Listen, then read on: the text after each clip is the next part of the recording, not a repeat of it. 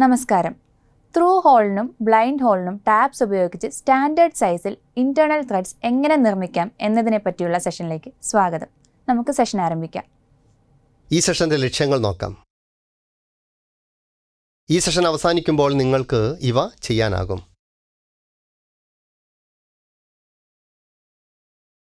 ടാപ്പിങ്ങിനായി whole chamfer ചെയ്യുക. Job bench വൈസിൽ പിടിപ്പിക്കുക.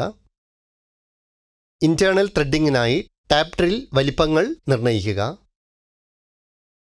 Tap set തിരഞ്ഞെടുക്കുക. ഹാൻഡ് ടാപ്പ്, ടാപ്പ് റെഞ്ച് എന്നിവ ഉപയോഗിച്ച് ഇന്റേണൽ ത്രെഡുകൾ കട്ട് ചെയ്യുക.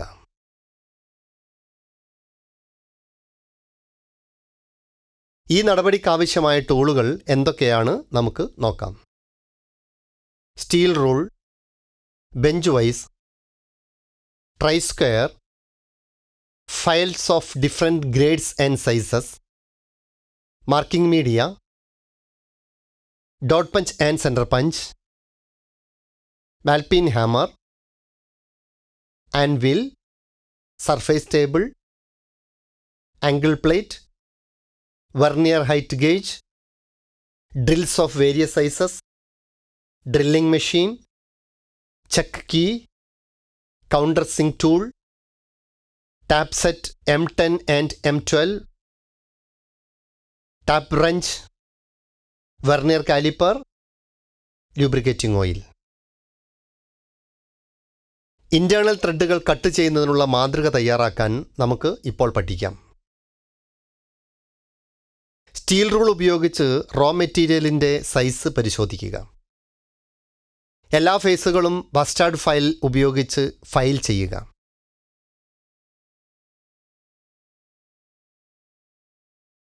ഒരു ട്രൈ സ്ക്വയർ ഉപയോഗിച്ച് പാരലലിസം, പെർപെൻഡിക്കുലാരിറ്റി എന്നിവ ഉറപ്പാക്കുക. ഫേസ് എയിൽ മാർക്കിംഗ് മീഡിയ അപ്ലൈ ചെയ്യുക. വെർനിയർ ഹൈറ്റ് ഗേജ് ഉപയോഗിച്ച് 60 mm × 60 mm സൈസ് മാർക്ക് ചെയ്യുക. ഡോട്ട് പഞ്ചും ബാൽപീൻ ഹാമറും ഉപയോഗിച്ച് ഒരു ആൻവിലിൽ വെച്ച് വർക്ക് പീസ് വിറ്റ്നസ് മാർക്ക് ചെയ്യുക. വിവിധ ഗ്രേഡ് ഫയൽസ് ഉപയോഗിച്ച് അനുബന്ധമായ സൈസുകളിലേക്ക് ഫയൽ ചെയ്ത് ഫിനിഷ് ചെയ്യുക. ഒരു ട്രൈ സ്ക്വയർ ഉപയോഗിച്ച് പാരലലിസം, പെർപെൻഡിക്കുലാരിറ്റി എന്നിവ ഉറപ്പാക്കുക. വെർനിയർ കാലിപ്പർ ഉപയോഗിച്ച് അളവുകൾ പരിശോധിക്കുക. ഫേസ് എയിൽ വീണ്ടും മാർക്കിംഗ് മീഡിയ അപ്ലൈ ചെയ്യുക. സർഫേസ് ടേബിളും ആംഗിൾ പ്ലേറ്റും ക്ലീൻ ചെയ്യുക. വെർനിയർ ഹൈറ്റ് ഗേജിൻ്റെ എല്ലാ ചലിക്കുന്ന ഘടകങ്ങളും പ്രവർത്തനക്ഷമമാണെന്ന് ഉറപ്പാക്കുക.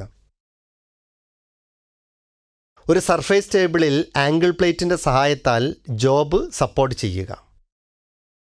വെർനിയർ ഹൈറ്റ് ഗേജ് ഉപയോഗിച്ച് ഫേസ് ബിയിൽ നിന്നും 20 mm 40 mm ഒരു പാരലൽ ലൈൻ മാർക്ക് ചെയ്യുക. വെർനിയർ ഹൈറ്റ് ഗേജ് ഉപയോഗിച്ച് ഫേസ് സിയിൽ നിന്നും 20 mm 40 mm ഒരു പാരലൽ ലൈൻ മാർക്ക് ചെയ്യുക. സെൻറ്റർ പഞ്ച്, ബാൽപീൻ ഹാമർ എന്നിവ ഉപയോഗിച്ച് ഒരു ആൻവിലിൽ വെച്ച് ഡ്രിൽ ഹോൾ സെൻറ്ററുകൾ 1, 2, 3, 4 എന്നിവ മാർക്ക് ചെയ്യുക. ആദ്യം ടാപ്പിംഗ് ഡ്രിൽസിനുള്ള പട്ടിക ഉപയോഗിച്ചോ അല്ലെങ്കിൽ കണക്ക് കൂട്ടിയോ ടാപ്പിംഗ് ഡ്രിൽ സൈസ് നിർണ്ണയിക്കുക. ഉദാഹരണത്തിന് M12ൻ്റെ ഡ്രിൽ സൈസും 1.75 mm പിച്ചും ഇതാണ്.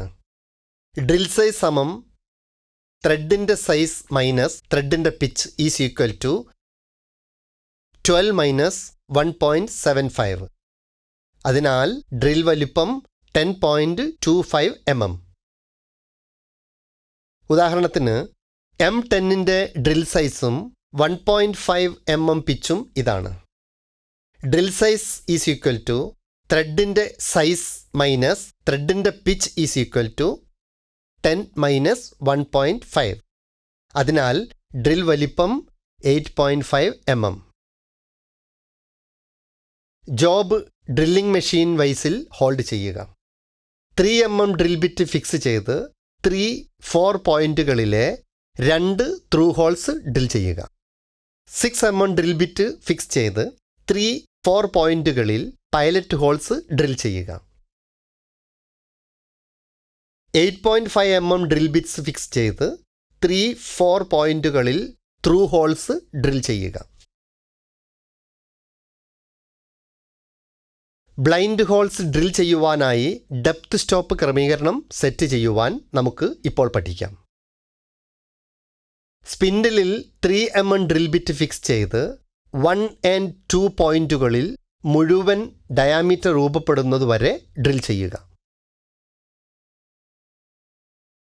വർക്ക് പീസിനെ ഡ്രിൽ ബിറ്റുമായി സമ്പർക്കത്തിൽ നിർത്തി നൽകിയിരിക്കുന്ന നോബ് ഉപയോഗിച്ച് സ്കെയിലിൽ ഡെപ്ത് അഡ്ജസ്റ്റ് ചെയ്യുക. എന്തെങ്കിലും എറർ ഉണ്ടെങ്കിൽ അത് ചേർക്കുക.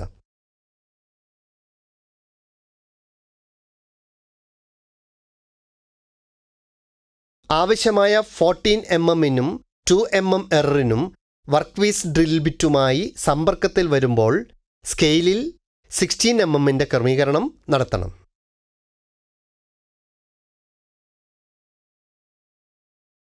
മാർക്ക് 0-ലെത്തുമ്പോൾ ഡ്രില്ലിംഗ് ഫീഡ് നിൽക്കുന്ന രീതിയിൽ സ്പിൻഡിൽ സ്റ്റോപ്പർ ലിവർ സജ്ജീകരിക്കുക. ഓട്ടോ ഫീഡിങ്ങിനായി ഫീഡ് ഹാൻഡിൽ സെറ്റ് ചെയ്ത് മെഷീൻ സ്വിച്ച് ഓൺ ചെയ്യുക.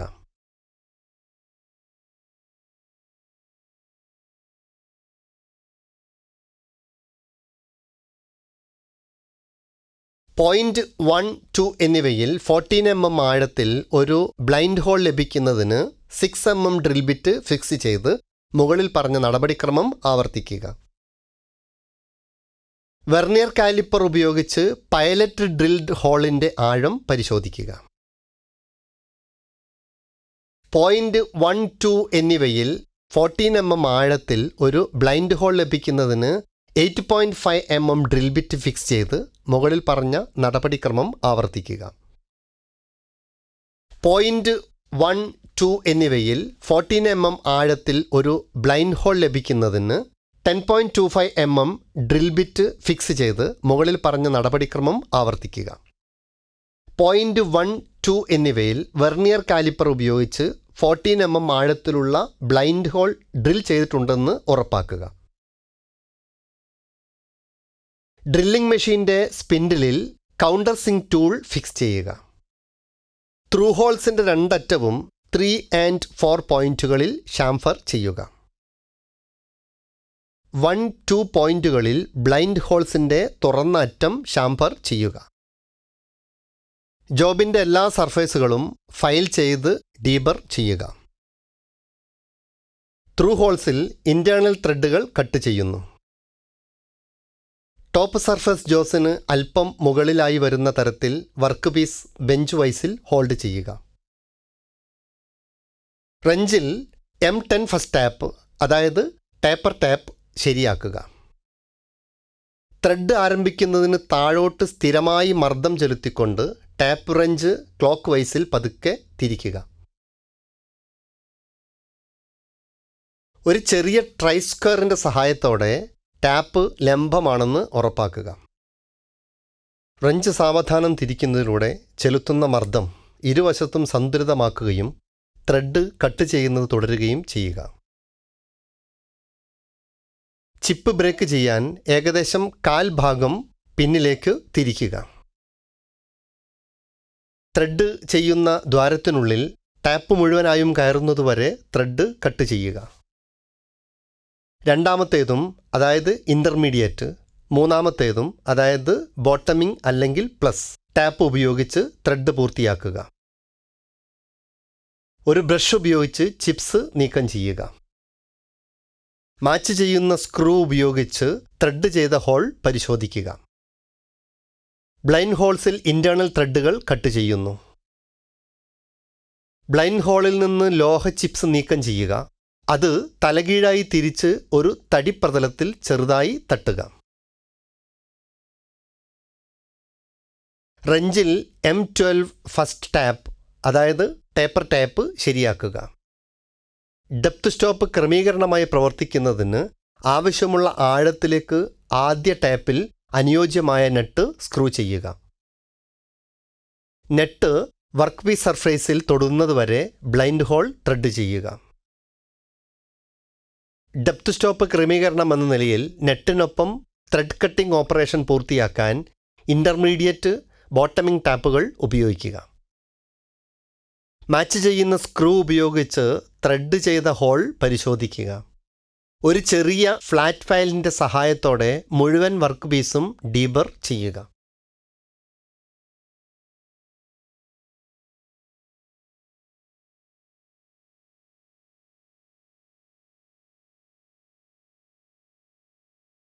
ലൂബ്രിക്കേഷൻ അപ്ലൈ ചെയ്ത് മൂല്യനിർണ്ണയത്തിനായി സൂക്ഷിക്കുക. ചെയ്യേണ്ടതും അരുതാത്തതും. വളരെ ചെറിയ വ്രഞ്ചിന് കൂടുതൽ ശക്തി ആവശ്യമാണ്. വളരെ വലിയ ടാപ്പ് വ്രഞ്ച് ടാപ്പ് ചെയ്യുമ്പോൾ ആവശ്യമായ ഫീൽ നൽകില്ല. ത്രെഡ് കട്ട് ചെയ്യുമ്പോൾ എല്ലായ്പ്പോഴും കട്ടിംഗ് ഫ്ലൂയിഡ് ഉപയോഗിക്കുക. ഒരു ബ്ലൈൻഡ് ഹോളിൽ ടാപ്പ് ചെയ്യുമ്പോൾ ഊതിക്കൊണ്ട് ചിപ്സ് നീക്കാൻ ശ്രമിക്കരുത്. പരന്നതും വളഞ്ഞതുമായ വയർ ഉപയോഗിച്ച് ബ്ലൈൻഡ് ഹോൾസിൽ നിന്ന് ചിപ്സ് ഇടയ്ക്കിടെ നീക്കം ചെയ്യുക. ത്രെഡ് കട്ടിംഗ് ഓപ്പറേഷൻ പൂർത്തിയാക്കിയ ശേഷം ഒരു ബ്രഷ് ഉപയോഗിച്ച് ടാപ്പ് സെറ്റ് വൃത്തിയാക്കുക. നമ്മൾ പഠിച്ചതൊന്നുകൂടി നോക്കാം. ടാപ്പിങ്ങിനായി ഹോൾസ് ഷാംഫർ ചെയ്യുക. ജോബ് ബെഞ്ച് വൈസിൽ ഘടിപ്പിക്കുക. ഇന്റേണൽ ത്രെഡിങ്ങിനായി ടാപ്പ് ഡ്രിൽ വലിപ്പങ്ങൾ നിർണ്ണയിക്കുക. ടാപ്പ് സെറ്റ് തിരഞ്ഞെടുക്കുക. ഹാൻഡ് ടാപ്പ്, ടാപ്പ് റെഞ്ച് എന്നിവ ഉപയോഗിച്ച് ഇന്റേണൽ ത്രെഡുകൾ കട്ട് ചെയ്യുക. അപ്പോൾ ഇത്രയുമാണ് ത്രൂ ഹോളിനും ബ്ലൈൻഡ് ഹോളിനും ടാപ്സ് ഉപയോഗിച്ച് സ്റ്റാൻഡേർഡ് സൈസിൽ ഇന്റേണൽ ത്രെഡ്സ് എങ്ങനെ നിർമ്മിക്കാം എന്നതിനെപ്പറ്റി പറയാനുള്ളത്. നിങ്ങൾക്ക് ആശയങ്ങളും എക്സസൈസും മനസ്സിലായെന്ന് വിശ്വസിക്കുന്നു. അടുത്ത സെഷനിൽ വീണ്ടും കാണാം.